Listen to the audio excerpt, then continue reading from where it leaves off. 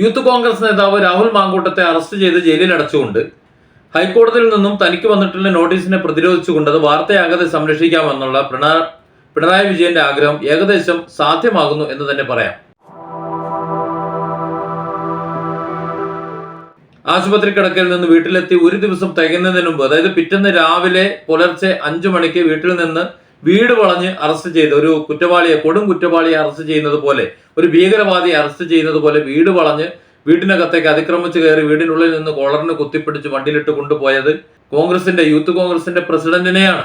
അങ്ങനെ കൊണ്ടുപോയി ഒരു വിവാദമുണ്ടാക്കി വലിയ വാർത്തയാക്കി ജയിലിൽ അടച്ചു. കീഴ്ക്കോടതികൾ ജാമ്യം കൊടുക്കാതിരിക്കാൻ തക്കവണ്ണം വകുപ്പ് ചേർത്തു. കേവലം ഒരു രാഷ്ട്രീയ കേസായിട്ടല്ല, ശരിക്കും രാഹുൽ മാങ്കൂട്ടത്തിൽ കുടുങ്ങുന്ന വിധത്തിലുള്ള വകുപ്പുകൾ തന്നെയാണ് ചേർത്തിട്ടുള്ളത്. അത്തരത്തിൽ ഗുരുതര വകുപ്പുകൾ ചേർത്ത് ജയിലിൽ അടയ്ക്കുമ്പോൾ കീഴ്ക്കോടതി അദ്ദേഹത്തിന് ജാമ്യം കൊടുത്തില്ല. ഇപ്പൊ ജില്ലാ കോടതി 17-ാം തീയതിയിലേക്ക് ജാമ്യ ഹർജി മാറ്റിവെച്ചേക്കാണ്. അതിനർത്ഥം രാഹുൽ മാങ്കൂട്ടത്തിന്റെ ജയിൽവാസ കാലാവധി നീളുമെന്ന് തന്നെയാണ്. രാഹുൽ മാങ്കൂട്ടത്തിൽ ഹാജരാക്കിയ മെഡിക്കൽ രേഖകളെല്ലാം തള്ളിക്കളഞ്ഞുകൊണ്ട് കോടതിയുടെ നിർദ്ദേശപ്രകാരം മെഡിക്കൽ ടെസ്റ്റ് എടുത്ത് അതിൽ ഫിറ്റാണ് എന്ന് മനസ്സിലാക്കിക്കൊണ്ടാണ് അദ്ദേഹത്തെ ജാമ്യം കൊടുക്കാതെ റിമാൻഡ് ചെയ്തത്. രാഹുൽ മാങ്കൂട്ടത്തിനെ പരിശോധിച്ച ഡോക്ടറും ആ ആശുപത്രിയും രാഹുൽ മാങ്കൂട്ടത്തിൽ പൂർണ്ണമായും ഫിറ്റാണ് എന്ന റിപ്പോർട്ടാണ് കൊടുത്തത്. എന്നാൽ അദ്ദേഹത്തിന് പക്ഷാഘാതം അടക്കമുള്ള പല കാര്യങ്ങൾക്കുമുള്ള സൂചനകളും അതിനുള്ള തുടക്കവും ഒക്കെ ഉണ്ട് എന്നും വിശദമായ ചികിത്സയും മറ്റും വേണമെന്നും മെഡിക്കൽ രേഖകൾ നേരത്തെ ഉള്ളതാണ്. അതൊക്കെ തള്ളിക്കളഞ്ഞുകൊണ്ടാണ് കോടതി പുതിയ റിപ്പോർട്ട് തേടിയത്. കേസ് 17-ാം തീയതിയിലേക്ക് നീട്ടിയതോടെ രാഹുൽ മാങ്കൂട്ടത്തിന്റെ ജയിൽവാസം നീളുമെന്ന് ഉറപ്പായി. അദ്ദേഹം താമസിക്കുന്നത് കള്ളന്മാരും പിടിച്ചുപറിക്കാരും അതുപോലെ ബലാത്സംഗ കുറ്റം ആരോപിക്കപ്പെട്ടവരുമായിട്ടുള്ള റിമാൻഡ് തടവുകാരായിട്ടുള്ള 25 റിമാൻഡ് പ്രതികളായ ക്രിമിനലുകൾക്കൊപ്പമാണ് അദ്ദേഹം താമസിക്കുന്നത്. 25ഓളം ക്രിമിനലുകൾക്കൊപ്പം ജയിൽവാസം നീളുമ്പോൾ സ്വാഭാവികമായും അദ്ദേഹത്തിന്റെ ആരോഗ്യാവസ്ഥ നിലവിലുള്ളതിൽ നിന്നും മാറുമെന്ന് ഉറപ്പാണ്. വിശേഷിച്ച് 17-ാം തീയതി ജില്ലാ കോടതി കേസെടുക്കുമ്പോൾ അന്ന് തന്നെ വിധി പറയുമെന്ന് യാതൊരു ഉറപ്പുമില്ല. കേസ് നീട്ടിയേക്കാം. ഏതായാലും ജില്ലാ കോടതിയുടെ തീരുമാനം വന്നതിന് ശേഷം മാത്രമേ ഇനി രാഹുൽ മാങ്കൂട്ടത്തിന് ഹൈക്കോടതിയിലേക്ക് മൂവ് ചെയ്യാൻ പറ്റൂ. അപ്പോൾ സ്വാഭാവികമായും ജില്ലാ കോടതിയുടെ തീരുമാനം അനുസരിച്ച് ജയിൽവാസം നീളാനുള്ള സാധ്യതയുണ്ട്.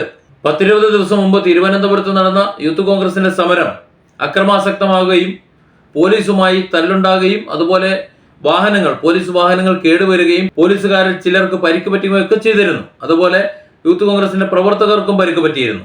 പോലീസിന്റെ കൃത്യനിർവഹണം തടസ്സപ്പെടുത്തിയെന്ന് സാധാരണ വകുപ്പിന് പുറമെ പോലീസിനെ അതിക്രമിച്ചതിനും പൊതുമുതൽ നശിപ്പിച്ചതിനുമുള്ള കേസുകൾ ഗുരുതര വകുപ്പോട് ചേർത്തതാണ് രാഹുൽ മാങ്കൂട്ടത്തിന് വിനയായത്. ഇങ്ങനെ പോലീസുകാർ ചികിത്സ തേടിയതിന്റെ മെഡിക്കൽ രേഖകളും അതുപോലെ പോലീസ് വാഹനം കേടുവന്നതിന്റെ രേഖകളും എല്ലാം കോടതിയിൽ പോലീസുകാർ ഹാജരാക്കിയിട്ടുണ്ട്. അതുകൊണ്ട് തന്നെ കേവലം ഒരു രാഷ്ട്രീയ കേസിൽ രാഹുൽ മാങ്കൂട്ടത്തിന്റെ കേസ് ഒതുങ്ങാൻ സാധ്യതയില്ല.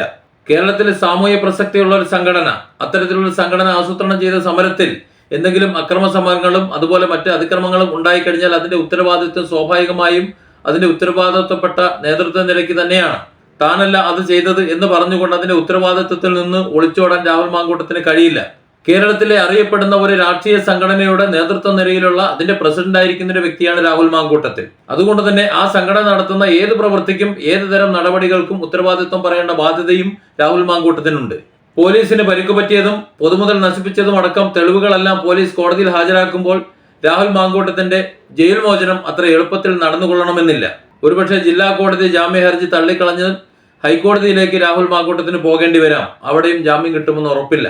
ചുരുക്കത്തിൽ പിണറായി വിജയൻ എന്താണോ ആഗ്രഹിച്ചത് അത് തൽക്കാലത്തേക്ക് അദ്ദേഹത്തിന് അനുകൂലമായി നടന്നു എന്ന് തന്നെ വേണം കരുതാൻ.